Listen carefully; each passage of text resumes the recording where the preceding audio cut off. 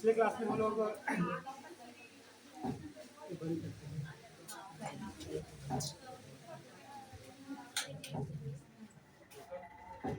पिछले क्लास में हम लोग विधियां पढ़ रहे थे शिक्षण की। जो मनोविज्ञान की विभिन्न विधियां हैं उसमें हम दो प्रकार की विधि देखे थे, आत्मनिष्ठ विधि और वस्तुनिष्ठ विधि। आत्मनिष्ठ विधि में दो विधियों का उल्लेख किया था, एक था आत्मनिरीक्षण और गाथा पद्धति। बाकी सभी विधियां आपकी वस्तुनिष्ठ पद्धति है। इसके बाद हम देखेंगे विकास। विकास में विकास को जानने से पहले हम जान लेंगे कि विकास है क्या और इसके कौन कौन से पहलू हैं। विकास को जानने से पहले जानते हैं अभिवृद्धि को। अभिवृद्धि शब्द जो है वृद्धि शब्द से बना है और अभिवृद्धि यानी कि हमारे शरीर का विकास। लेकिन अभिवृद्धि विकास से भिन्न होता है। ये कई बार प्रश्न में आया है। वृद्धि जो होती है वो है जो शारीरिक वृद्धि होती है उसे सामान्यतः वृद्धि कहा जाता है।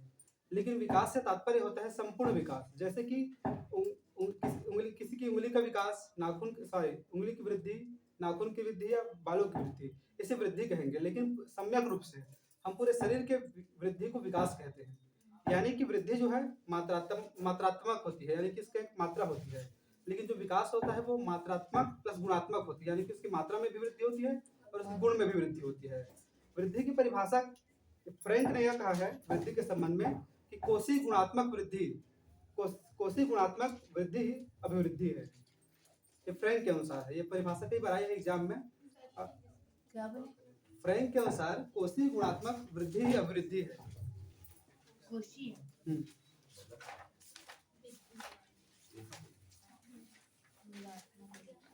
अभिवृद्धि है। फ्रैंक के अनुसार जो कोशी गुणात्मक वृद्धि है वही अभिवृद्धि है। कोशी यानी कि हमारे जो सेल्स में विकास होता है, कोशी गुणात्मक वृद्धि ही अभिवृद्धि है फ्रैंक के अनुसार। यानी कि जो अभी हम हैं वर्तमान में, फ्रैंक यह बोलते हैं कि जो कोशी गुणात्मक वृद्धि ही अभिवृद्धि है, यानी कि सेल्स में होने वाले परिवर्तन। यानी कि जो अभी हम वर्तमान में हैं हमारे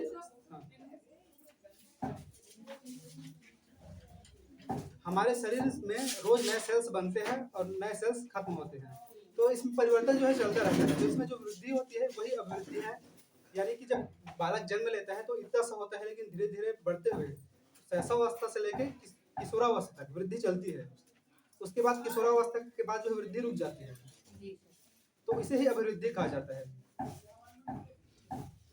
अब देखते हैं विकास क्या है। विकास इन सबका संगठनात्मक रूप है, यानी कि किसी का शारीरिक, मानसिक, सामाजिक सभी प्रकार से जो विकास होता है उसको विकास कहा जाता है। विकास एक अनवरत चलने वाली प्रक्रिया है, यानी कि व्यक्ति के जन्म से लेकर मृत्यु तक विकास जो है चलती रहती है। विकास जो है इंटीग्रेटेड होती है। इंटीग्रेटेड यानी कि एकीकृत। अगर आपके हाथ का विकास हो रहा है या आपके पैर का विकास हो रहा है तो समग्र रूप से विकास होगा। जैसे तुलसीदास जी कहते थे कि मुखिया मुख सो चाहिए, खान पान में एक, पालय पोसा सकल अंग, तुलसी सहित विवेक।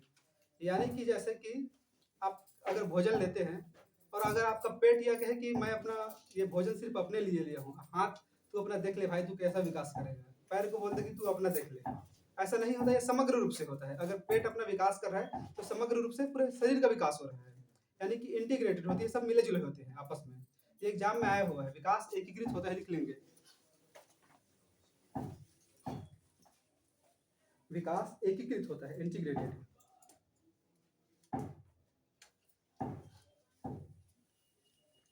विकास कभी न समाप्त होने वाली एक प्रक्रिया है। सीजीटेट 2011 में आया था। विकास एक ऐसी प्रक्रिया है जो व्यक्ति के जन्म से लेकर मृत्यु तक चलती ही रहती है। विकास कभी खत्म नहीं होती। वृद्धि रुक जाती है एक समय के बाद, लेकिन विकास जो है अनवरत चलती रहती है, यानी कि जन्म से लेकर मृत्यु तक चलती रहती है। इसमें निरंतरता का सिद्धांत काम करता है। निरंतरता का सिद्धांत, कभी रुकता नहीं विकास। आदमी विद्यालय में पढ़े चाहे मत पढ़े, उनका विकास होगा ही। केवल मानसिक विकास नहीं हो, जैसे शारीरिक विकास रुक जाएगा तो मानसिक विकास होगा, मानसिक विकास रुक जाएगा सामाजिक विकास होगा, संवेगात्मक विकास होगा। ये विकास के अलग अलग पहलू है। आगे देखेंगे कि विकास के और कौन कौन से पहलू है। यहाँ से भी प्रश्न 1-2 नंबर के बनते हैं। मुनरो के अनुसार परिभाषा लिखेंगे विकास के संबंध में। मुनरो मुनरो कहते हैं विकास के संबंध में जी कि विकास परिवर्तन की श्रृंखला है। विकास श्रृंखला की परिवर्तन की श्रृंखला है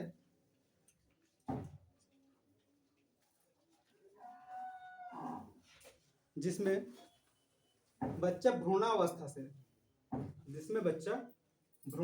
से लेकर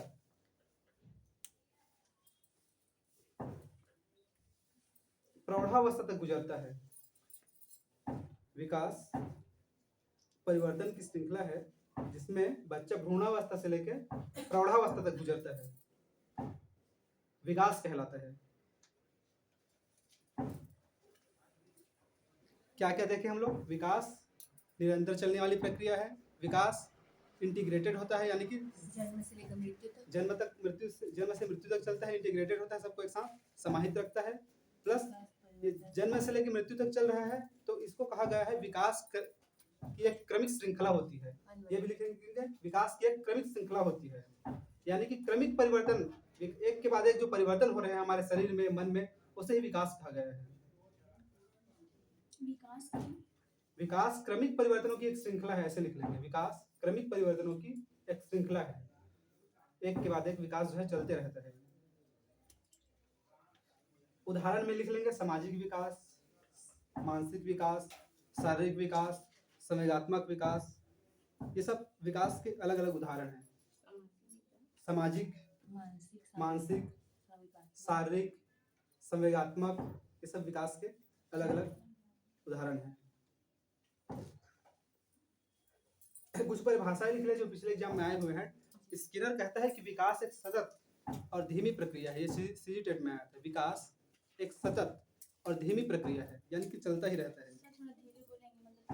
विकास एक सतत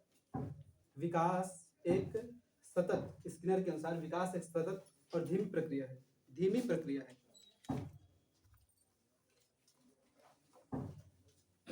स्किनर के अनुसार ना। हाँ, टायलर कहते हैं विकास एक दिशा में जाने वाला मार्ग है। टायलर के अनुसार दिशा में जाने वाला मार्ग है। टायलर के अनुसार विकास एक दिशा में जाने वाला मार्ग है। ये सभी परिभाषाएं आ चुकी है एग्जाम में। विकास एक दिशा में जाने वाला मार्ग है। एक और परिभाषा लिखेंगे हरलाक के अनुसार, यूपी टेट 2017 में आया हुआ है। हरलाक के अनुसार, बहुत प्रसिद्ध मनोवैज्ञानिक है हरलाक।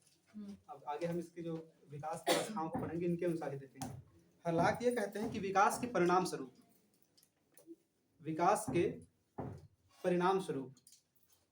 नवीन विशेषताएं और नवीन योग्यताएं प्रकट होती है। दो बातें इन्होंने कही है, नवीन विशेषताएं और नवीन योग्यताएं प्रकट होती है।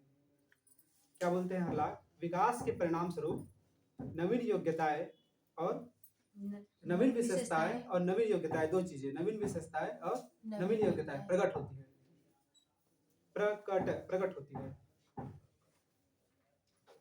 आपको जो ये परिभाषा है पूरे रट्टा नहीं मारना है। स्किनर ने क्या कहा? धीमी और सतत प्रक्रिया है। हरलाक ने क्या कहा? नवीन विशेषताएं, नवीन योग्यताएं। कीवर्ड्स बस याद रखने हैं, क्योंकि आपको थ्योरी लिखना नहीं है, ऑप्शन देख के टिक मारना है। तो जो कीवर्ड है इनके, बोल क्या रहा है, उतना ही बस याद रखना है। टायलर ने क्या कहा? एक दिशा में जाने वाला मार्ग है। मुनरो ने क्या कहा?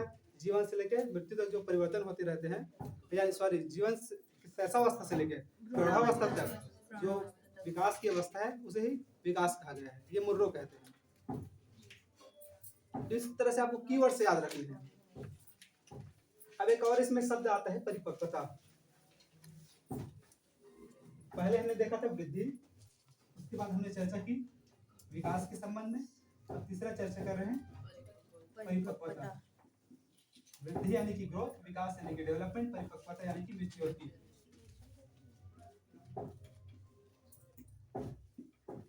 हमने ये देखा कि जो शारीरिक गुणात्मक वृद्धि है, कोशिकाओं की वृद्धि, उसे हम वृद्धि कहते हैं। विकास यानी कि समग्र विकास, जिसमें आपकी शारीरिक वृद्धि भी आ जाएगी, मानसिक वृद्धि भी आ जाएगी, सामाजिक वृद्धि भी आ जाएगी, संवेगात्मक वृद्धि भी आ जाएगी, सबका संगठनात्मक रूप है। अब परिपक्वता क्या है? परिपक्वता, जैसे कि हम एक सीढ़ी में चढ़ गए, अब उस सीढ़ी के सहारे अगर हम दूसरे सीढ़ी में चढ़े, वो कहलाती है परिपक्वता। यानी कि किसी सीखी हुई ज्ञान से कोई अगर हम नवीन ज्ञान को सीखें तो वो कहलाएगी परिपक्वता। ठीक है, इसमें लिखेंगे एक क्रिया का अपने में पूर्ण होना, एक क्रिया का अपने में पूर्ण होना जिसके आधार पर नवीन क्रिया सीखी जा सके, परिपक्वता कहलाती है। एक क्रिया का अपने आप में पूर्ण होना जिसके आधार पर नई क्रिया सीखी जाए वह कहलाती है परिपक्वता। एक क्रिया का अपने आप में पूर्ण होना जिसके आधार पर नई क्रिया सीखी जाए वह कहलाती है परिपक्वता। नई क्रिया सीखी जाए सर। हाँ, जैसे कि बालक पहले क्या करता है, इधर उधर अपने शरीर को लुढ़काना सीखता है जब शैशवावस्था में रहता है। जब उस चीज में वो परिपक्व हो जाता है तब वो बैठना सीखता है। बैठने के बाद वो पैरों के घुटने के बल चलना सीखता है। फिर उसी के आधार पर वो चलना सीखता है और चलने के आधार पर ही वो दौड़ना सीखता है। यानी कि एक चीज में वो अपने कमांड बनाने के बाद, परिपक्व होने के बाद, उसी के आधार पर जो नवीन चीज सीखता है उनको हम परिपक्वता कहते हैं। जैसे कि अगर छोटे बालक के सामने अगर कोई भी वस्तु दे दी जाए, गेंद दे दिया जाए या पेन दे दिया जाए, तो पहले वो उसे दोनों हाथों में ऐसे पकड़ने की कोशिश करता है। यानी कि उनके दोनों हाथ अभी परिपक्व नहीं हो पाए हैं। लेकिन अगर आप एक 10 साल के बालक को अगर पेन दे तो अपने दोनों उंगली से ऐसे पेन को पकड़ेगा, यानी कि उनके हाथ जो है परिपक्व हो चुकी है। तो परिपक्वता वह होती है जो एक स्टेज के बाद जो आपने सीखा उसी ज्ञान के आधार पर आप जो नई चीज सीखते हैं उसे कहा जाता है परिपक्वता। और परिपक्वता जो है विकास का ही एक अंग है, विकास से ही ये संबंधित है, ना कि वृद्धि से संबंधित है। ये प्रश्न आया हुआ है, परिपक्वता का संबंध किससे है? ऑप्शन था वृद्धि, विकास, संवेगात्मक विकास और डी कुछ और ऑप्शन था। तो क्या था उसका? विकास। विकास परिपक्वता है, यानी कि आप मानसिक रूप से परिपक्व हो गए, शारीरिक रूप से परिपक्व हो सकते हैं, संवेगात्मक रूप से परिपक्व हो सकते हैं, सामाजिक रूप से परिपक्व हो सकते हैं। ये सब विकास की अभिन्न अंग है परिपक्वता। यानी कि आप में मैच्योरिटी आ गई, एक ज्ञान आपने सीखा, उसी के आधार पर आपने दूसरी चीज सीख ली, वो कहलाएगी परिपक्वता। अब इसमें अंतर देख लेते हैं, वृद्धि और विकास में क्या क्या अंतर है। उसके बाद हम सीधा विकास में आएंगे। वैसे आप लोगों के सिलेबस में है विकास, लेकिन विकास को समझने के लिए आपको वृद्धि को भी समझना आवश्यक है। एक साइड आप लोग लिखेंगे, इधर लिखेंगे वृद्धि और इधर बांट के लिखेंगे विकास, डेवलपमेंट। इधर ग्रोथ, इधर डेवलपमेंट।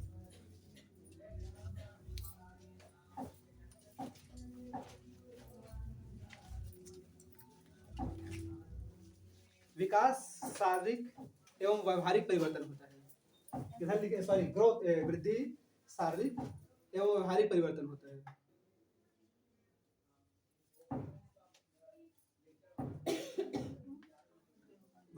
वृद्धि शारीरिक एवं व्यवहारिक परिवर्तन होता है। कैसे शारीरिक एवं व्यवहारिक परिवर्तन होते हैं समझेंगे। जैसे कि एक छोटा सा बालक है, अगर आप उससे कुछ चीज ले ले, अभी वो छोटा है, उससे कुछ ले ले, उनसे पेन ले ले या उनका चॉकलेट ले ले, तो एकदम से रोना शुरू कर देगा। लेकिन अगर आपसे कोई पेन ले ले तो आप रोना शुरू नहीं करेंगे। तो उनके जो शरीर में वृद्धि हुआ, मानसिक वृद्धि हुआ, उसी के आधार पर वो क्या हुआ, उनके व्यवहार में परिवर्तन आया। तो वृद्धि क्या है? शारीरिक एवं व्यवहारिक परिवर्तन, इसमें व्यवहार भी शामिल हो जाते हैं। लेकिन विकास शारीरिक, मानसिक, सामाजिक, संवेगात्मक सभी प्रकार की वृद्धि का योग है। विकास शारीरिक, सामाजिक, व्यवहारिक, संवेगात्मक सभी प्रकार के वृद्धियों का योग है, योग या संगठन है कह सकते हैं। पहला अंतर क्या हुआ, वृद्धि केवल शारीरिक होती है, शारीरिक के आधार पर व्यवहार में परिवर्तन होता है। लेकिन विकास में शारीरिक, मानसिक, सामाजिक, संवेगात्मक ये सभी परिवर्तन आ जाएंगे। इनका ये संगठनात्मक रूप है या योग है। पहला अंतर ये हुआ। दूसरा अंतर ये है, विकास किसी विशेष पक्ष, सॉरी, वृद्धि किसी विशेष पक्ष या स्वरूप को ही व्यक्त करता है। जैसे कि शारीरिक विकास किसी विशेष पक्ष की ये बात करते हैं। वृद्धि जो है किसी विशेष पक्ष की ही बात करते हैं।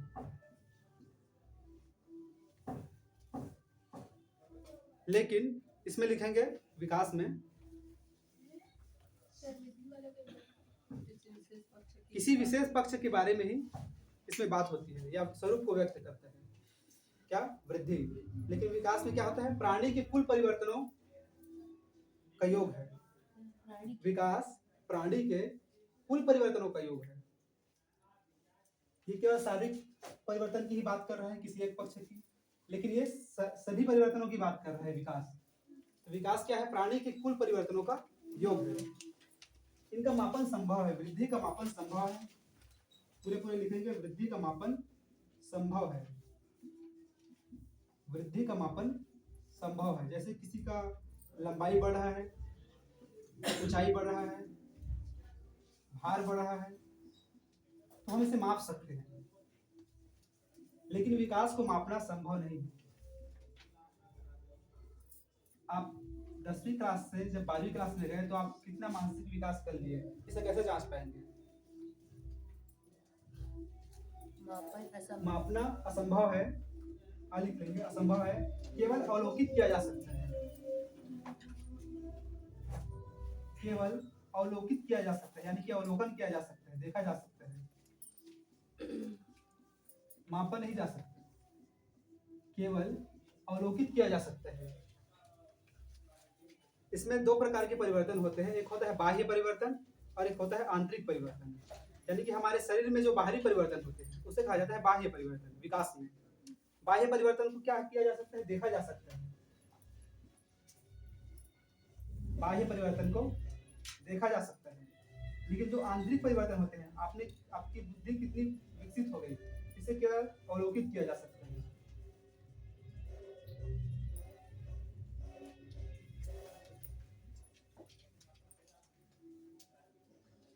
वृद्धि में वो होता है कि कोई कौन सा परिवर्तन होता है उसमें? कोई एक व्यक्ति है, बॉयस है, उसकी गर्लफ्रेंड उसे क्या कर दी? ब्रेकअप दे दी। एक ब्रेकअप किससे लेके दूसरे ब्रेकअप के बीच में कितने रूप से मानसिक रूप से परिपक्व हो गया, आप उसे कैसे माप सकेंगे? और तो वही बता पाएगा अपने दर्द। तो परिपक्वता को जो है, विकास को जो है मापा नहीं जा सकता। वो कितना मानसिक विकास कर गया इसे सिर्फ अवलोकित किया जा सकता है। आप नहीं बता सकते कि 1 किलोग्राम वो मानसिक विकास कर चुका है कि 2 किलोग्राम मानसिक विकास कर चुका है। इसे सिर्फ हम इसका अवलोकन कर सकते हैं। लेकिन इस लंबाई, ऊंचाई, भार को हम नाप के बता सकते हैं कि 2 फीट बढ़ चुका या इनका वजन 2 किलो बढ़ गया। क्या पूछ रहे थे? सर मैं ये पूछ रही थी कि वृद्धि में मतलब परिवर्तन नहीं होता बाह्य और आंतरिक। पर कैसे परिवर्तन नहीं होगा इसमें? वृद्धि यानी कि शारीरिक वृद्धि। शारीरिक जब बाहर विकसित हो रहा है किसी भी इंसान का शरीर, तो अंदर से भी विकसित होगा। वृद्धि में जो है व्यक्तिगत अंतर होते हैं। लिखेंगे आगे, वृद्धि में व्यक्तिगत अंतर होते हैं, व्यक्तिगत भेद होता है। प्रत्येक बालक की जो वृद्धि समान नहीं होती। वृद्धि में व्यक्तिगत अंतर होता है। प्रत्येक व्यक्ति का जो है वृद्धि समान नहीं होता। जैसे कि जन्म के समय पाया जाता है कि बालक बालिकाओं की अपेक्षा लंबे, चौड़े या उनका जो है भार अधिक होता है, लेकिन बालिकाओं का भार जो है जन्म के समय कम होता है। आप वही रुके हो। व्यक्तिगत भेद होते हैं। प्रत्येक व्यक्ति का जो है वृद्धि समान नहीं होता। जल्दी जल्दी हो रहा है क्या? नहीं हो रहा है भाई। प्रत्येक व्यक्ति को वृद्धि, ये बेसिक चीजें है, इसे आप लोग पढ़ चुके होंगे। हम सीधा विकास में आएंगे, विकास को पढ़ेंगे, विकास विस्तार से देखेंगे। व्यक्तिगत भेद होते हैं, व्यक्तिगत अंतर होता है किसमें? वृद्धि में। प्रत्येक व्यक्ति का जो है वृद्धि समान नहीं होता। आप देखेंगे कि कोई जल्दी जल्दी बढ़ जाता है, कोई उतना ही बस ठीकना रह जाता है, तो समान नहीं होता। इसमें व्यक्तिगत भेद होते हैं। और इसका जस्ट उल्टा क्या होगा? इसमें समानता होती है। विकास में समानता होती है, यानी कि इसे समान प्रतिमान का सिद्धांत कहा जाता है। लिख लेंगे सिद्धांत को। समान प्रतिमान का सिद्धांत कहा जाता है। विकास में समानता होती है। विकास में समानता होती है। समान प्रतिमान का सिद्धांत काम करता है। समान प्रतिमान का सिद्धांत कहा गया है। इसमें क्या होता है? केवल दर और सीमा में अंतर पाया जाता है। इधर ध्यान दीजिए। समान प्रतिमान का सिद्धांत यहाँ लागू होता है, केवल दर और सीमा में अंतर पाया जाता है। कोडिंग में लिखा है और समझ में नहीं आएगा आपको पढ़ने सर से। मैं वो आप हटा रहे थे ना उसको। दर और सीमा में अंतर पाया जाता है। क्या देखी इसमें आपने? वृद्धि जो है व्यक्तिगत विभिन्नता होती है, प्रत्येक व्यक्ति की वृद्धि में अंतर पाया जाता है। लेकिन विकास में क्या बोला मैं? समानता होती है। कैसे समानता होती है? क्या सभी का विकास एक जैसे होता है? यहाँ कौन सा नियम लागू हो रहा है बताया? समान प्रतिमान का सिद्धांत। अंग्रेजी में इसे पैटर्न कहा जाता है। पैटर्न जैसे लॉक होता है ना, एक निश्चित सिद्धांत होता है कि अगर आप दूसरा पैटर्न डालेंगे तो नहीं खुलेगा। एक निश्चित नियम है कि 4 बिंदुओं को मिलाने से ही खुलेंगे, यानी कि पैटर्न वही होना चाहिए। तो हर प्राणी में जो है विकास का इसमें समानता होती है, लेकिन दर और सीमा में अंतर पाया जाता है। दर और सीमा में अंतर कैसे? जैसे कि प्रत्येक प्राणी है, उनका जो विकास का पैटर्न अलग अलग होगा। जैसे मनुष्य जाति का विकास एक ढंग से होता है और जो जानवर है उनका विकास एक ढंग से होता है, अलग अलग पैटर्न होते हैं। जैसे कि मनुष्य का बच्चा जन्म से चलना नहीं सीख जाता, उनको सीखने में चलने सीखने में 2 साल लग जाते हैं। लेकिन किसी बछड़े को देखेंगे कि जन्म लेते हुए इतना कूदना फांदना शुरू कर देता है, तो उसका उनके विकास का अलग पैटर्न है, ठीक है। और इंसान का पैटर्न अलग है, सरीसृपों का पैटर्न अलग है, यानी कि सांप है, बिच्छू है, इनके विकास का पैटर्न अलग है। यानी कि हर एक प्राणी के जो पैटर्न है, प्रतिमान, वो अलग होते हैं। यानी कि विकास में समानता पाई जाएगी। सारे बिच्छू एक जैसे ही विकसित होंगे, सारे बछड़े एक जैसे ही विकास करेंगे, वैसे ही सारे मनुष्य एक जैसे विकास करते हैं। ये सार्वभौमिक होता है, पैटर्न एक जैसा होता है, लेकिन व्यक्ति की विभिन्नता वृद्धि के अनुसार पाई जाती है। इसे समझेंगे ना, प्रतिमान सेम होते हैं, इसे समान प्रतिमान का सिद्धांत कहा गया है। लास्ट लिखेंगे इसमें कोशी गुणात्मक परिवर्तन। कोशी गुणात्मक परिवर्तन ही अभिवृद्धि है। अभिवृद्धि ये फ्रैंक के अनुसार है, एक बार फिर से लिख लो। कोशी गुणात्मक वृद्धि ही अभिवृद्धि है। ये एग्जाम में आया हुआ है, कई बार आया है। कोशी गुणात्मक वृद्धि ही अभिवृद्धि है, यानी कि जो हमारे सेल्स में रोज नए परिवर्तन होते रहते हैं, इसे ही वृद्धि कहा गया है। फ्रैंक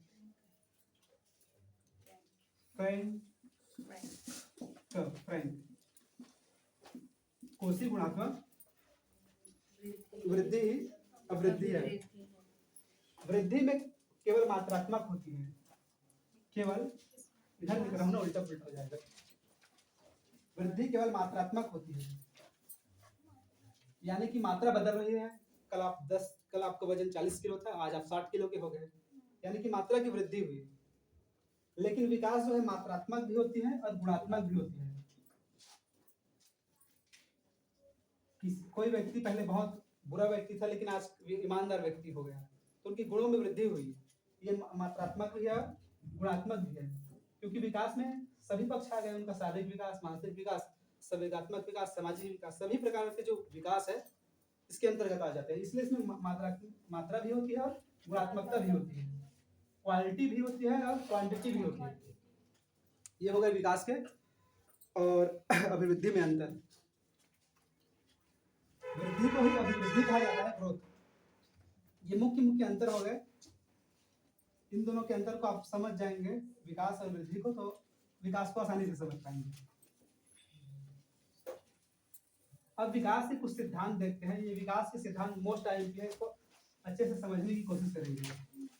हर बार एग्जाम में क्या होता है, नाम बदल दिए जाते हैं, हिंदी में भी नाम बदल दिए जाते हैं और अंग्रेजी में भी नाम बदल दिए जाते हैं।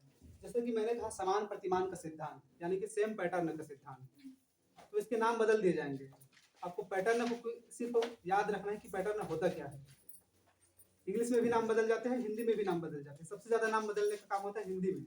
हिंदी में तो हर बार कुछ नया नाम दे देते हैं, इंग्लिश का नाम बहुत कम बदलता है, पैटर्न नहीं कहेंगे। हो सकता है कि कई बार, लेकिन इसमें भी बदल देते हैं, हिंदी में भी। अब देखते हैं विकास के कुछ सिद्धांत। अच्छा, इससे पहले विकास के सिद्धांत देखने से पहले विकास के कुछ पहलुओं के नाम लिख लीजिए। एग्जाम में आया हुआ है, 2-3 बार आया है और ज्यादा नंबर का नहीं आता, एक ही नंबर का आता है। और एक नंबर का आने के बाद भी कई बार घुमा के रख देता है। विकास के कुछ विभिन्न पहलू। विकास के विभिन्न पहलू, ऐसे सेंटर में लिख लेंगे और इसे ऐसे गोला गोला कर लेंगे। सजा के लिखना चाहते हैं तो, अगर सजा के नहीं लिखना चाहते तो अपने ढंग से लिख सकते हैं। मैं सजा के लिखने की कोशिश करता हूँ। विकास के कौन कौन से पहलू हैं? शारीरिक विकास, यानी कि शरीर में जो विकास होता है उसको शारीरिक विकास कहा जाता है। शरीर के आकार प्रकार का बढ़ना, लंबाई ऊंचाई सबका बढ़ना, ये शारीरिक विकास है। सामाजिक विकास, सामाजिक विकास ये सब आगे पढ़ने वाले हैं हम, लेकिन अभी एक बार देख लेते हैं। सामाजिक विकास यानी कि व्यक्ति का जो सोशलीकरण होता है, सोशलीकरण आधा हिंदी आधा अंग्रेजी हो गया, सोशलाइजेशन सब कर देते हैं। सामाजिक विकास, संवेगात्मक विकास, संवेगात्मक यानी कि इमोशंस का विकास। छोटा बच्चा आसानी से रोने लगता है, आपको रुलाना पड़ता है। संवेगात्मक विकास।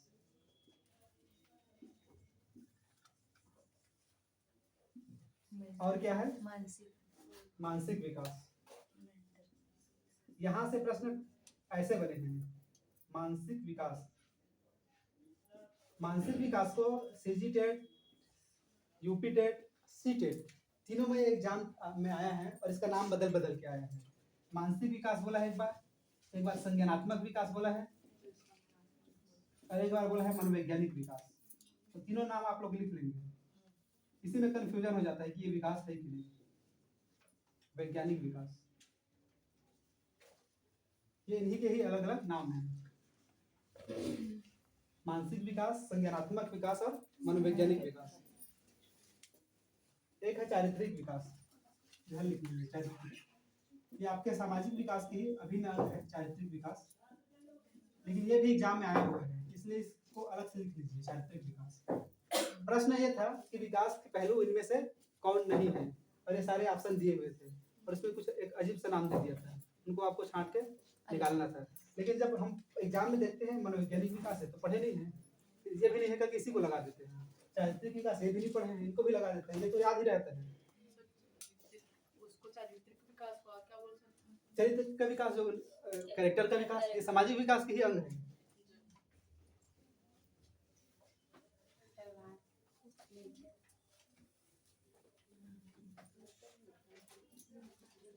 ये अलग अलग अभी पढ़ेंगे, शारीरिक विकास को पढ़ेंगे, सामाजिक विकास को पढ़ेंगे, संवेगात्मक विकास को पढ़ेंगे, सबको एक एक करके देखेंगे विकास के बाद। अब लिखेंगे विकास के कुछ सिद्धांत है।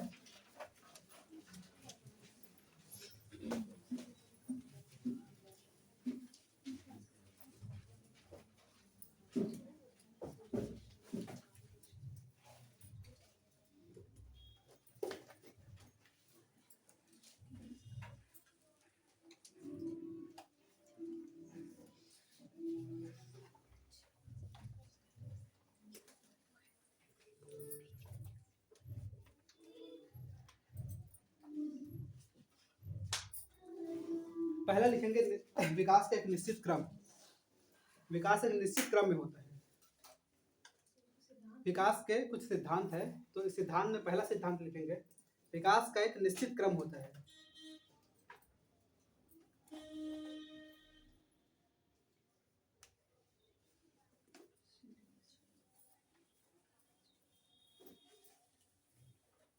विकास का निश्चित एक क्रम होता है, जैसे कि व्यक्ति का अगर विकास हो रहा है तो उसका एक निश्चित क्रम होगा, यानी कि उनकी एक निश्चित दिशा होगी। इसे दिशा का भी सिद्धांत कहते हैं, क्रम का भी सिद्धांत कहते हैं। तो आप सिर्फ उनके ना कॉन्सेप्ट को याद रखेंगे, कॉन्सेप्ट कह क्या रहा है, नाम बदलते रहते हैं।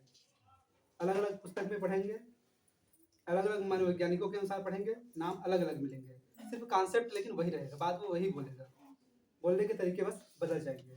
क्रम कह देगा, कोई दिशा कह देगा, कोई पैटर्न कह देगा, चीजें वही है।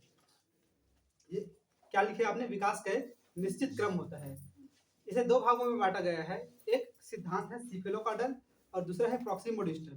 सीफेलोकार्डल को लिखा गया है समीपस्थ विकास का सिद्धांत, सॉरी एक मस्तकाधोमुखी कहते हैं हिंदी में, दोनों में लिख देता हूं मैं, मस्तकाधोमुखी। और एक है निकट विकास का सिद्धांत, निकट दूरस्थ विकास।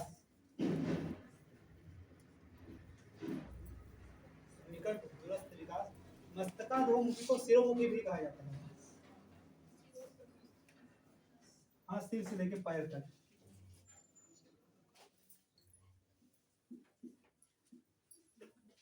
अंग्रेजी में इनके नाम लगभग वैसे ही रहते हैं।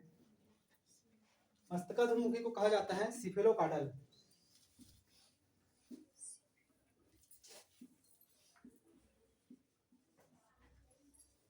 निकट दूरस्थ विकास के सिद्धांत को कहा जाता है समीपस्थ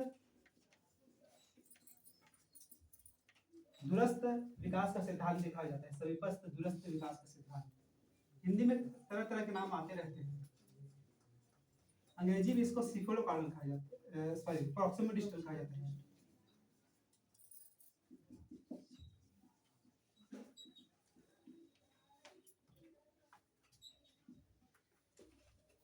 मस्तकाधोमुखी सिद्धांत यह मानता है कि किसी भी बालक का विकास पहले सिर का विकास होता है। जैसे बालक जन्म लेता है तो उनका सिर उनके पूरे शरीर का 1/4 हिस्सा होता है। ये प्रश्न भी आया हुआ है ना कि सिर का आकार जन्म के समय कितना होता है। तो पहले विकास सिर का होता है, सिर सबसे बड़ा रहता है। फिर सिर के बाद उसके जो बदन है उनका विकास जो है धीरे धीरे होना शुरू होता है। तो इसे ही इस सिद्धांत को कहा जाता है सिरोपदन्मुखी। पहला विकास सिर का होगा, उसके बाद सिर के बाद धीरे धीरे अन्य अंगों का विकास होगा। दूसरा सिद्धांत जो निकट दूरस्थ विकास का सिद्धांत है या समीपस्थ दूरस्थ का सिद्धांत प्रॉक्सिमल डिस्टल, ये मानता है कि पहले जो हमारे शरीर है उसके जो केंद्र भाग है उनका विकास होता है। फिर केंद्र से उसके आसपास के बाहर के क्षेत्र का विकास होता है। जैसे कि पेट है, पेट में जो सेंटर स्थान है उनका विकास होगा। फिर इसके जो इर्द गिर्द स्थान है उनका विकास होगा। यानी कि ये विकास सेंटर से लेके बाहर की ओर होगा। जैसे कि आपके हाथ अगर डेवलप होने होंगे तो आपके पूरे हाथ का विकास होगा, उसके बाद इसके उंगलियों का विकास होगा। यानी कि पहले सेंटर भाग का विकास होगा, सेंटर भाग के बाद जो है उसके आसपास के शरीर के विभिन्न अंगों का विकास होगा, ये मानता है। तो पहला सिद्धांत क्या हुआ, विकास का एक निश्चित क्रम होता है या निश्चित दिशा होता है।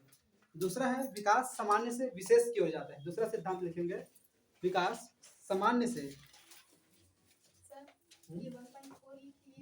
1/4।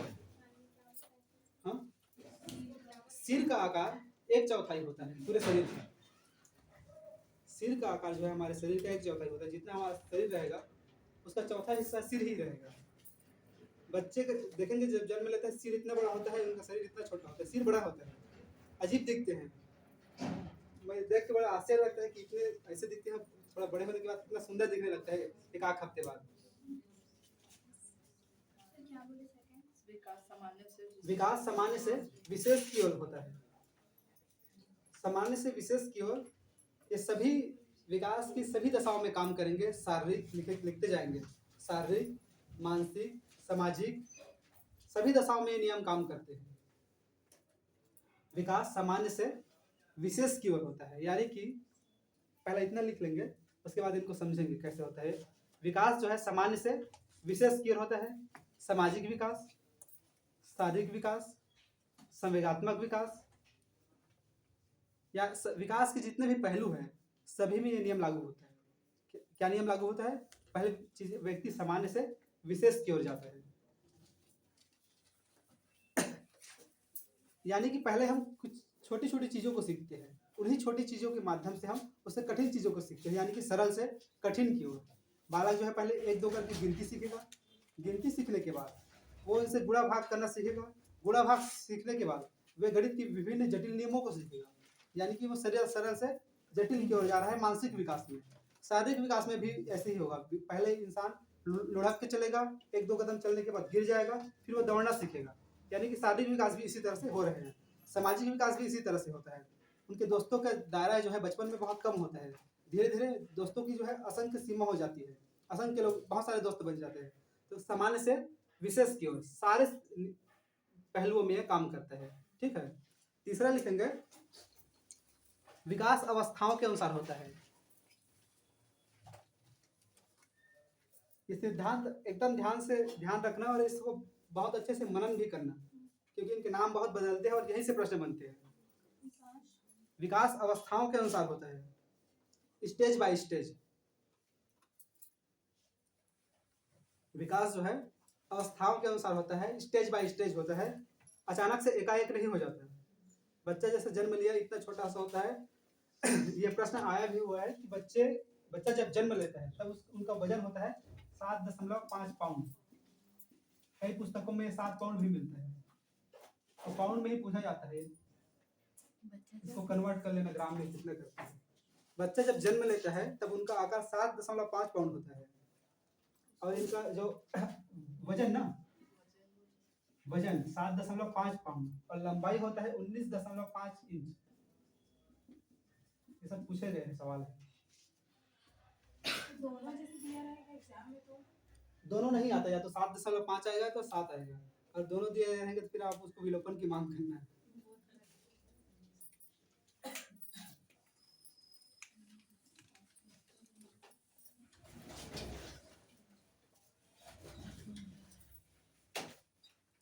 क्या बताया कि विकास जो है अवस्थाओं के अनुसार होता है, यानी कि स्टेज बाय स्टेज होता है। विकास अचानक से नहीं होता। जैसे कि बच्चा जन्म लेता है तो जन्म लेने के जैसे भ्रूणावस्था में जब बालक रहता है तो 4 माह से ही उनके दांत बनने शुरू हो जाते हैं, गर्भ में ही। लेकिन जन्म लेने के तुरंत बाद देखेंगे कि बच्चे के दांत नहीं होते। जन्म लेने के 5-6 महीने बाद धीरे धीरे उनके दांत आने शुरू होते हैं, लेकिन ये दांत अचानक से नहीं आ गए। ये स्टेज बाय स्टेज कई महीनों के विकास का परिणाम है। ठीक है, स्टेज बाय स्टेज होता है। जैसे कि चाइनीज बम्बू विश्व का सबसे लंबा क्या है, पौधा है। इसे पौधा कहा जाता है, पेड़ नहीं कहा जाता है। चाइनीज बम्बू विश्व का सबसे लंबा पौधा है, इससे लंबा कोई भी पौधा नहीं होता है। जैसे कि हम देखेंगे भारत में जो बांस होते हैं वो भी सबसे विशाल का होता है, बहुत लंबा होता है। तो चाइनीज बम्बू को अगर आप लगा दें तो जैसे आज आप उसे लगाएंगे तो 3-4 साल तक उसका इतने ऊपर वो इतना भी नहीं बढ़ेगा, छोटा ही रहता है। वो जितना भी विकास करना है नीचे करता है। नीचे अगर वो 400 फीट चला गया, जितनी उसकी अधिकतम विकास है उस अवस्था में पहुंच गया, उस दिन के बाद फिर वो ऊपर बढ़ना शुरू करता है। फिर 2 माह में ही वो ऊपर में 400 फीट बढ़ जाता है। 2 माह में आप बोलेंगे कि इतना बड़ा वृक्ष कैसे, पेड़ कैसे, पौधा कैसे बन गया। तो जो विकास, इनका विकास क्या हुआ, स्टेज बाय स्टेज। पहले इसने अपनी जड़ें जमाई नीचे में, फिर इसके बाद ये ऊपर बढ़ा। वैसे ही मनुष्य का विकास भी स्टेज बाय स्टेज होता है, एकाएक नहीं हो जाता।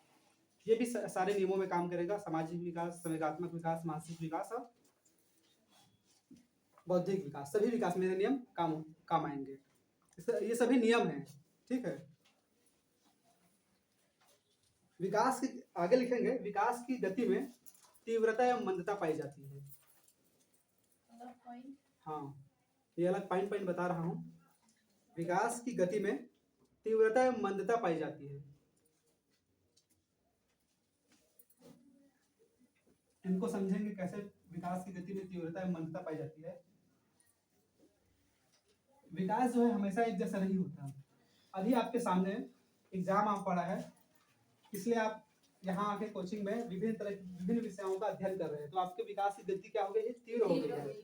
अगर कोई एग्जाम आया नहीं रहता तो मस्त कंबल ओढ़ के घर में पड़े रहते, क्यों इतना परेशानी उठाते। तो आपका जो विकास है, मानसिक विकास है, थोड़ी कम हो जाती है। तो ये कभी तीव्र होती है, कभी मंद होती है। ये गति हमेशा समान नहीं होती।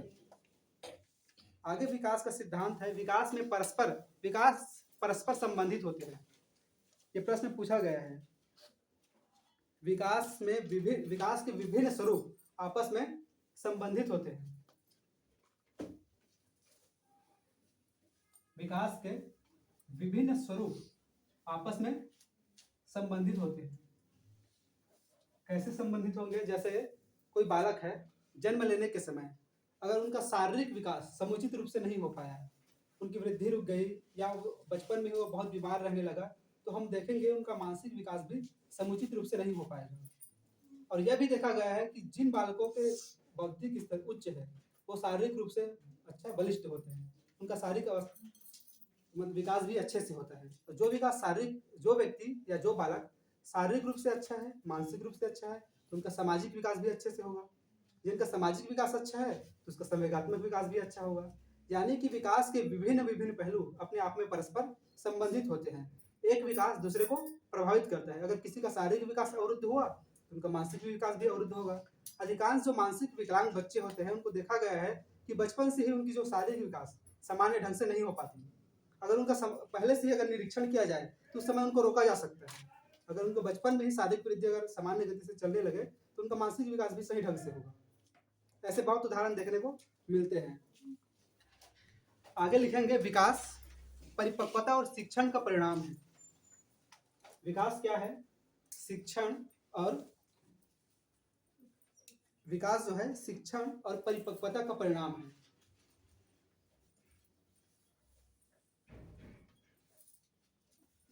विकास जो है क्या है? शिक्षण और परिपक्वता का परिणाम है। शिक्षण यानी कि व्यक्ति को जो सिखाया जाता है, जो वो सीखता है और जो जितना वो परिपक्व हो पाता है, उसी का परिणाम है विकास करना। व्यक्ति कितना विकास कर पाया है, विकास नहीं कर पाया है, ये इन दोनों के ही आपसी मेल से जो है उत्पन्न होता है कि वो कितना विकास कर पाया है। एक और लिखेंगे विकास जो है, विकास एक अविराम प्रक्रिया है। विकास एक अविराम प्रक्रिया है। अविराम अविराम विकास एक अविराम प्रक्रिया है। इसे ही निरंतरता का सिद्धांत भी कहा जाता है। विकास एक अविराम प्रक्रिया है, इसे ही निरंतरता का सिद्धांत कहा जाता है। यानी कि व्यक्ति जन्म से लेकर मृत्यु तक कुछ ना कुछ सीखता ही रहता है। जैसे कि हम शिक्षा में पढ़े थे, शिक्षा दो प्रकार की होती है, एक औपचारिक और अनौपचारिक। तो अनौपचारिक शिक्षा वो होती है जो हमेशा जन्म से लेकर मृत्यु तक चलती रहते हैं। तो विकास उसी से संबंधित है कि व्यक्ति विद्यालय जाए चाहे मत जाए, चाहे घर में रहे, वो कहीं कहीं उनका विकास जो है चलता ही रहता है। हो सकता है कि जब उनका शारीरिक विकास जब रुक जाए तो मानसिक विकास होगा। यानी कि एक चीज रुकने के बाद जो है दूसरी चीज जो है चलती ही रहेगी और ये मृत्यु तक चलती रहती है। यानी कि एक अविराम प्रक्रिया है। शुरू से देखेंगे अब क्या क्या देखें। पहला विकास का निश्चित क्रम होता है। उसके बाद हमने क्या देखा? विकास है, विकास जो है सामान्य से विशेष की ओर जाती है। फिर विकास स्टेज बाय स्टेज होता है, अचानक से कोई विकास नहीं हो जाता। उसके बाद हमने क्या देखा? तीव्रता और मंदता होती है, विकास हमेशा एक जैसा नहीं होता। फिर हमने देखे थे विकास के स्वरूप आपस में जो है सहसंबंधित होते हैं, कोरिलेशन होता है सबका, चाहे मानसिक विकास हो चाहे शारीरिक विकास हो। उसके बाद हमने देखा था कि वास्तव में विकास जो है शिक्षण और हमारी परिपक्वता का ही परिणाम है। और इसके बाद हमने देखा कि विकास जो है अविराम प्रक्रिया है या निरंतरता का सिद्धांत इसमें काम करता है। हमेशा विकास जो है चलता रहता है।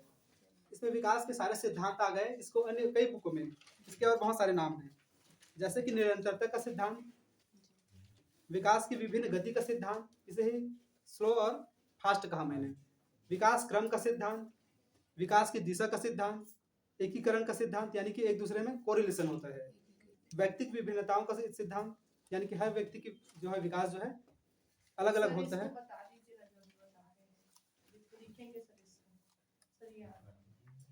मैं ये बता रहा हूँ जैसे कि ये दूसरे नाम है और चीज वही है। बाद में एग्जाम में ये भी हो सकता है कि ये भी ना पूछे, लेकिन जो कॉन्सेप्ट वही रहेगा। तो अगर आप कॉन्सेप्ट को समझ गए तो नाम चाहे कुछ भी दे, चीजें वही रहेगी। देख सकते हैं, पर फिर बता सकता हूँ मैं जैसे कि निरंतरता का सिद्धांत आपका अविराम सिद्धांत हो गया, अविराम चलती रहती है। विकास की विभिन्न गति का सिद्धांत यानी कि गति में तीव्रता मंदता पाई जाती है, वही बात है।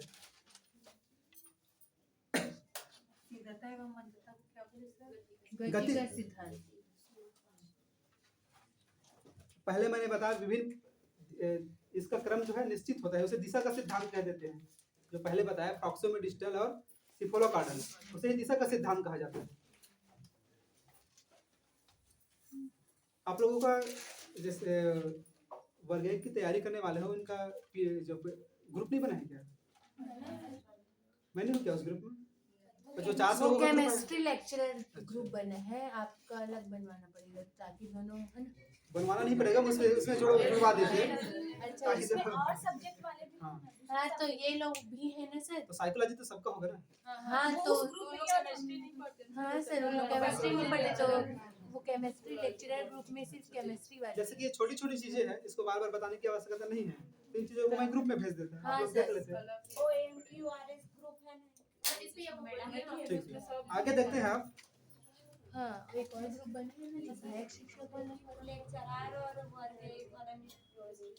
अब देखते हैं कि विकास को प्रभावित करने वाले कारक कौन कौन से हैं जो विकास को प्रभावित करते हैं।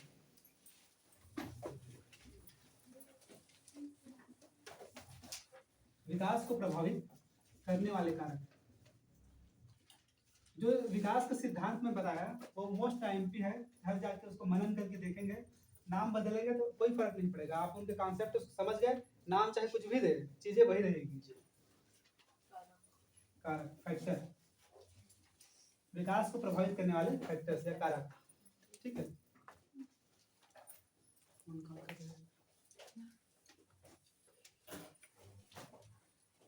पहला जो कारक है वो है वंशानुक्रम। वंशानुक्रम लिखेंगे जो विकास को प्रभावित करता है।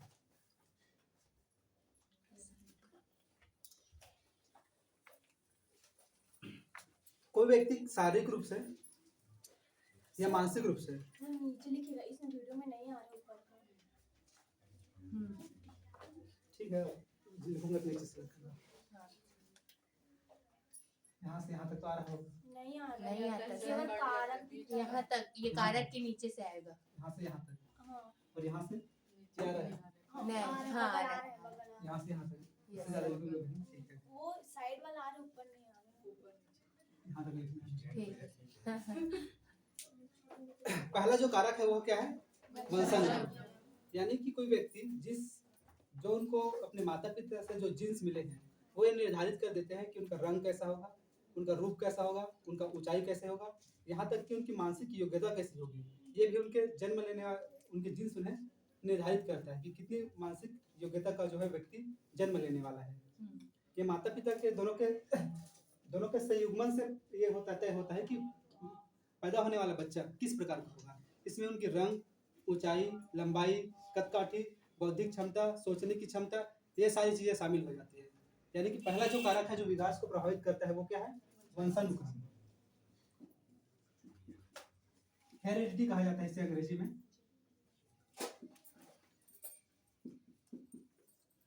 वंशानुक्रम वो पहले फैक्टर है जो किसी भी व्यक्ति के विकास को प्रभावित करता है। इसमें दो नियम है, लॉ ऑफ वेरिएशन और लॉ ऑफ रेग्रेशन। इसे कहा जाता है भिन्नता का नियम, हिंदी में भिन्नता का नियम, यानी कि लॉ ऑफ वेरिएशन।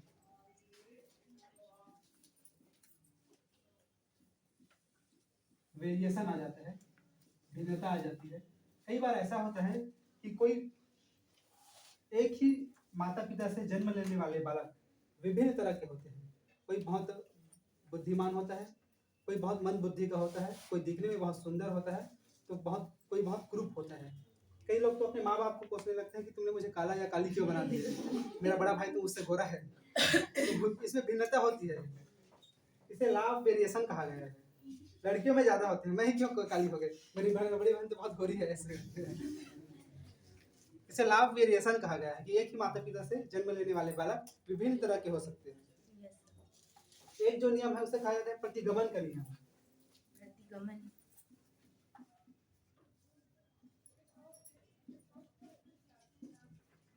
इसे कहा जाता है लॉ ऑफ रिग्रेशन, उल्टा। यानी कि कई बार यह होता है कि किसी कुशाग्र बुद्धि माता पिता के बच्चे बड़े मंद बुद्धि के पैदा हो जाते हैं, और कई बार ऐसे होता है कि कई मंद बुद्धि के माता पिता के बच्चे बड़े कुशाग्र बुद्धि वाले हो जाते हैं। यह भी देखा गया है कि माता और पिता बहुत बौने बौने हैं और उनका बच्चा बहुत लंबा हो गया, यानी कि ये जीन्स उनको अपने दादा दादी नाना पर नानी से मिल गए। इसे कहा गया है प्रतिगमन का नियम, उल्टा हो जाता है। उल्टा होना प्रतिगमन का नियम है, और भिन्न होना, डिफरेंट होना, ये भिन्नता का नियम है। यहाँ से भी प्रश्न आते हैं, ठीक है। तो सबको आपको बात छोटी छोटी लगेगी, लेकिन छोटी छोटी बातों को ध्यान देना है, यही से प्रश्न बनते हैं मिला जुला के। दूसरा जो विकास को प्रभावित करने वाला तत्व है वो है वातावरण, इन्वायरमेंट।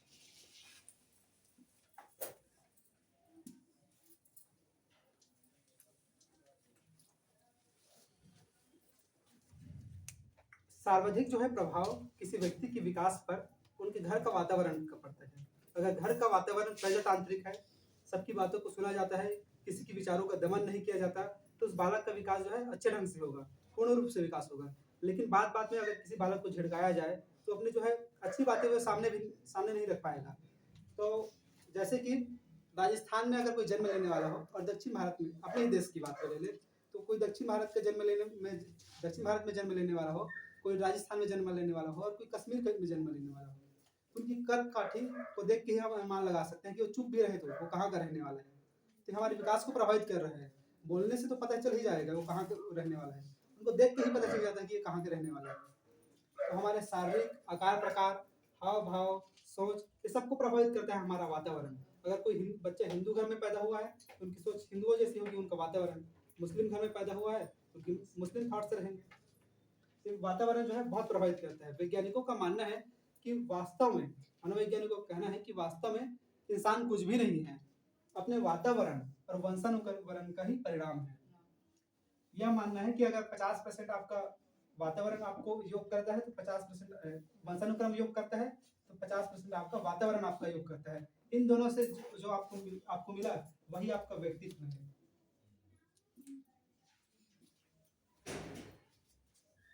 ये भी याद रखेंगे कि व्यक्ति अपने आप में कुछ भी नहीं है। कई बार पूछे जाते हैं, अपने वंशानुक्रम और वातावरण का ही परिणाम, प्रोडक्ट है इंसान।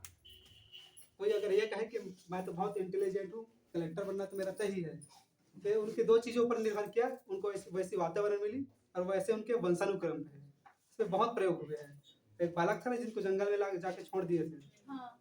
अगर किसी कोई अच्छा घर का बालक हो, उसकी बौद्धिक क्षमता बहुत अच्छी हो, बहुत तीव्र बुद्धि का हो, 2 बच्चों पे प्रयोग किया गया था जो जुड़वे थे, यानी कि जिनकी अक्सर जो जुड़वे बच्चे होते हैं उनकी मानसिक योग्यता और शारीरिक जो क्षमता है वो एक जैसी होती है।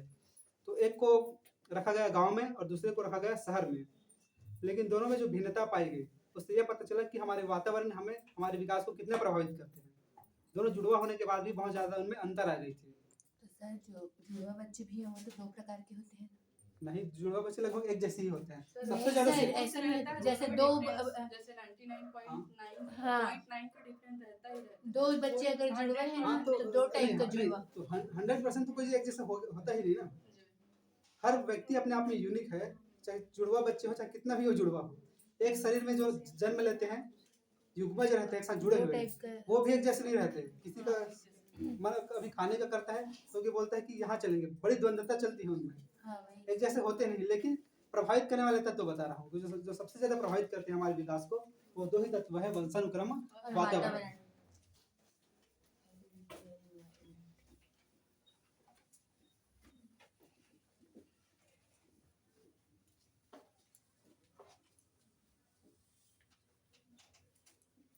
अभी विकास जो आपके चैप्टर में शुरू है, ये समझिए आपका ये क्या है, पृष्ठभूमि है।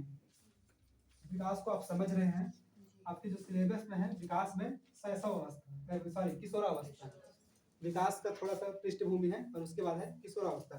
किशोरावस्था को क्योंकि उच्चतर माध्यमिक विद्यालय में किशोरावस्था के बालक ही रहते हैं, उनको ही आपको पढ़ाना है। तो उनकी क्या आवश्यकता है, उनकी शिक्षा का स्वरूप कैसा होना चाहिए, ये आपको पढ़ना है। लेकिन उसको जानने से पहले आपको विकास को भी जानना आवश्यक है, क्योंकि यहाँ से क्या बोलते हैं, बेसिक प्रश्न बनते हैं।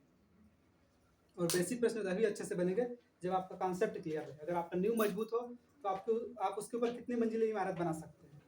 अगर नींव ही कमजोर हो, आपको पता ही नहीं बेसिक होता क्या है, वंशानुक्रम क्या है, विकास क्या है, विकास की अवस्थाएं क्या क्या है, या फिर विकास और वृद्धि में अंतर क्या है, ये पता ही नहीं, तो आप फिर समझेंगे कैसे आगे के जो सिद्धांत है उनको। दूसरा जो तत्व है वो है आहार, जो हमारे विकास को प्रभावित करने वाला है। आहार, न्यूट्रिशन। अगर किसी बालक को बचपन में अगर समुचित रूप से जो है खाना ना मिले, भोजन ना मिले, तो उनका जो है विकास अच्छे से नहीं हो पाएगा। भूखे भजन न भय गोपाला कहते हैं ना। तो आप अगर आपको खाना पीने को ना मिले, सुबह आप नाश्ता करके ना आए, तो सारी पढ़ाई वढ़ाई सब वही की वही रह जाएगी। पहले चीज़ है भोजन। जब तक आपको समुचित रूप से अच्छे से खाना ना मिले, तब तक व्यक्ति कुछ भी नहीं कर सकता। ये इंसान की जो है मूलभूत आवश्यकताएं हैं। तो जो विकास को प्रभावित करने वाले तीसरा जो तत्व है वो है आहार। उसके बाद जो तत्व है, जो हमारे आहार में यह कहा गया है कि जो आहार जो है मात्रा आवश्यक नहीं है कि आप कितने मात्रा में आहार लेते हैं, उसकी जो क्वांटिटी आवश्यक नहीं है, उसकी क्वालिटी आवश्यक है, गुणवत्तापूर्ण होनी चाहिए। दूसरा जो इससे चौथा जो तत्व है वो है रोग, डिसीज। अगर बचपन में अगर कोई व्यक्ति बीमार पड़ जाए तो उनकी जो शारीरिक वृद्धि अवरुद्ध हो जाती है, मानसिक वृद्धि भी अवरुद्ध हो जाती है। रोग हमारे विकास को प्रभावित करता है। इसके बाद जो प्रभावित करने वाले विकास को तत्व है वो हमारे ग्लैंड्स, यानी कि अंतःस्रावी ग्रंथियां।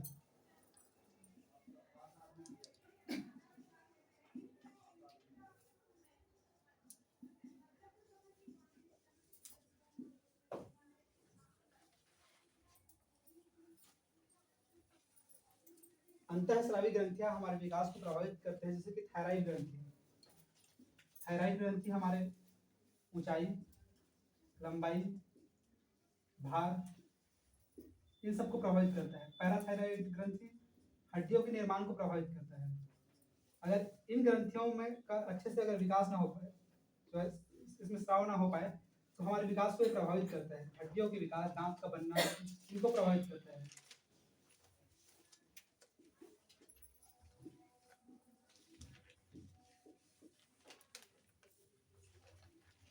किशोरावस्था में जो शारीरिक परिवर्तन होते हैं और मानसिक परिवर्तन होते हैं, इन्हीं अंतःस्रावी ग्रंथियों के कारण होते हैं। बुद्धि जो है हमारे विकास को प्रभावित करती है। आगे तत्व में लिखेंगे, कारक में लिखेंगे, जो हमारे विकास को प्रभावित करती है वो है बुद्धि।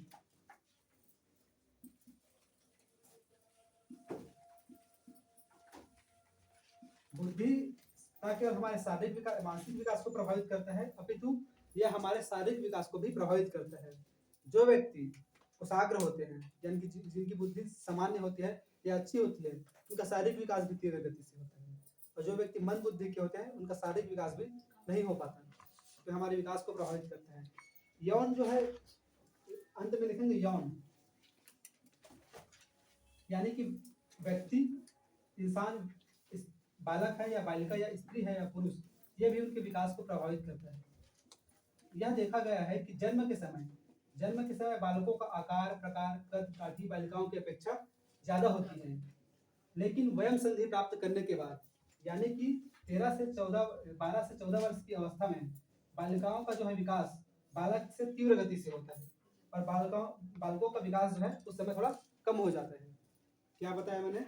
जब जन्म के समय बालक का जो है आकार, प्रकार, वजन ये ज्यादा रहेगा, लेकिन 12 से 14 साल के बीच में बालिकाओं का विकास तीव्र गति से होता है बालकों की अपेक्षा।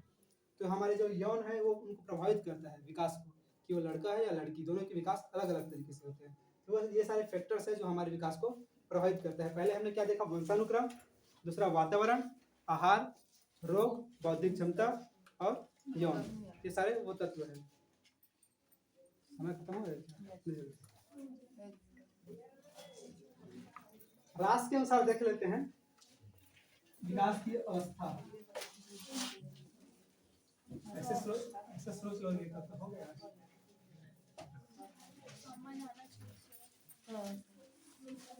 उसमें कितने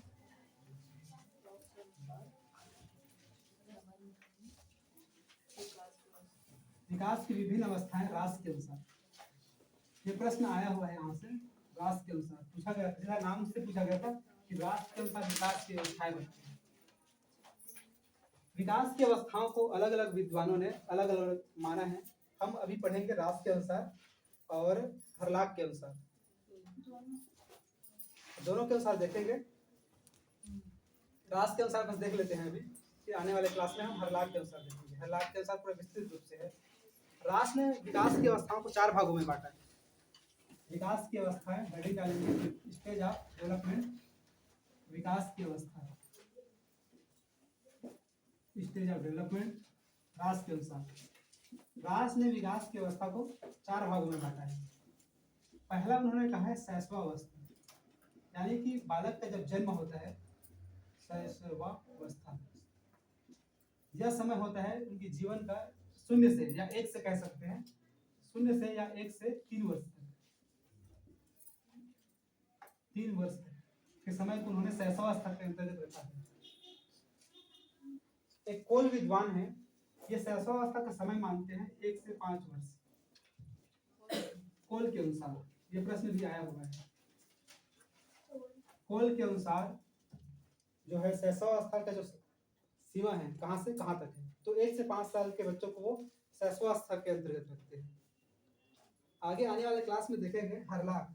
हरलाक इस अवस्था को 0 से यानी कि जन्म लेने से 15 दिन तक या 2 सप्ताह तक रखते हैं, 2 वीक तक के समय को शैशवावस्था मानते हैं। इस तरह से देखते हैं कि एक ही अवस्था को अलग अलग विद्वानों ने, अलग अलग मनोवैज्ञानिकों ने अलग अलग अनुसार से बांटा है। लेकिन इन सबसे आपको ज़्यादा हेडेक लेने की जरूरत नहीं है, क्योंकि आपसे पूछे जाएंगे किशोरावस्था। ठीक है, इसको सिर्फ आप जानेंगे कि किस उम्र से किस उम्र तक को किस अवस्था के अंतर्गत रखा जाता है, सिर्फ आप उनका सामान्यीकरण कर लेंगे, जनरलाइजेशन। शैशवावस्था का समय कितना माना है? 0 से 3 वर्ष। रास ने इनमें पहला अवस्था हो गया। दूसरा उन्होंने बांटा है बाल्यावस्था। बाल्यावस्था को वे 2 भागों में बांटते हैं, पूर्व बाल्यावस्था और उत्तर बाल्यावस्था। पूर्व यानी कि पहला वाला बाल्यावस्था, पूर्व बाल्यावस्था। रास क्या है? कितने टाइम छोड़ोगे? अभी बस 2 मिनट और नहीं पढ़ा हो जाए। हाँ। ज्यादा लेना है तो ले सकते हो, वहाँ लगवा दूंगा सहायक शिक्षक। कितने लोग अटेंड करोगे इंग्लिश का? कितने लोग अभी अटेंड करेंगे और अंजुमन का? कितने लोग अभी बैठेंगे? नहीं यहाँ बैठी हाँ, मतलब कितने लोग अभी मेरा क्लास अटेंड कर लेंगे? कितने लोग जाएंगे? जाएंगे सर। ज्यादा देर तक अब मैं फिर भी पढ़ाऊंगा, ज्यादा में आप लोग भी बोर हो जाओगे, मैं भी बोर हो नहीं जाऊंगा। सर, 1 घंटा ठीक है। शिक्षक का इंग्लिश था। ठीक है, बस 5 मिनट और पढ़ते हैं। ये बस देख लेते हैं रास के अनुसार, फिर कल देखते हैं। बाल्यावस्था का समय ये मानते हैं, पूर्व बाल्यावस्था को 2 भागों में बांटते हैं, पूर्व बाल्यावस्था और उत्तर बाल्यावस्था। हरलाख के अनुसार हम थोड़ी थोड़ी सबकी विशेषता भी देख लेंगे। पता नहीं। पूर्व बाल्यावस्था का समय इन्होंने माना है 3 से लेकर 6 वर्ष तक। पूर्व बाल्यावस्था और इसका समय इन्होंने माना है 6 से 12 वर्ष।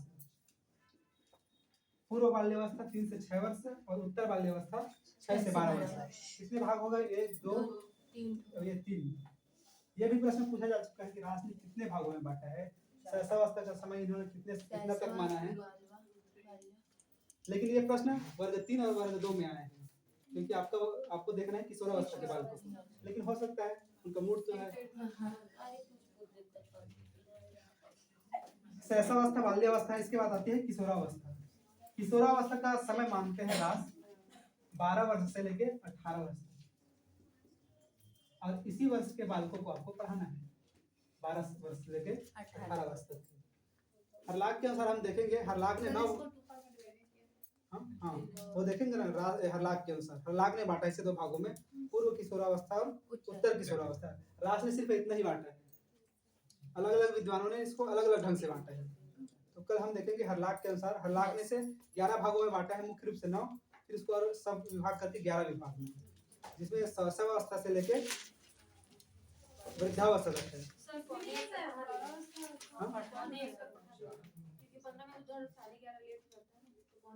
नहीं ज्यादा हो जाएगा, क्योंकि अभी खत्म नहीं होगा। कम से कम अभी जो पढ़ाऊंगा हरलाख के अनुसार वो कम से कम आधा घंटा चलेगा। कल दिन ज्यादा हो जाएगा सर, लगातार 1 घंटा 1.5 घंटा। रास के अनुसार इतना नहीं है। खाना वाना खाना 1 2 बाल्या 4 मैं गलत लिख दिया, वही 4 है। ये 1 हो गया, इसको 2 भागों में बांटा उन्होंने, इसको 3 गिनते हैं, यानी कि ये 2 हुआ, ये 3 हुआ और ये 4 हुआ। तो सर सेकंड वाले का एज दोनों को पूर्व वाली अवस्था 3 से 6, 6 से 12 आगे बढ़ रहा है ना। अब आगे हरलाख के अनुसार मत देखना, उसमें ऐसे क्रम भी नहीं मिलेंगे। इसमें तो अच्छे क्रम है, 0 से 3, 3 से 6, 6 से 12, 12 से 18, तो वहाँ क्रम भी काम दिखाते हैं, और तो याद रखने पड़ेंगे आपको।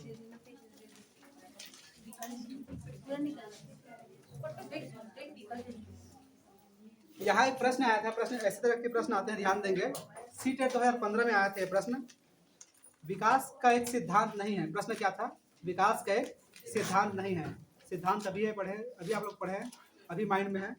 पहला ऑप्शन था विकास केवल संस्कृति से शासित और निर्धारित होता है।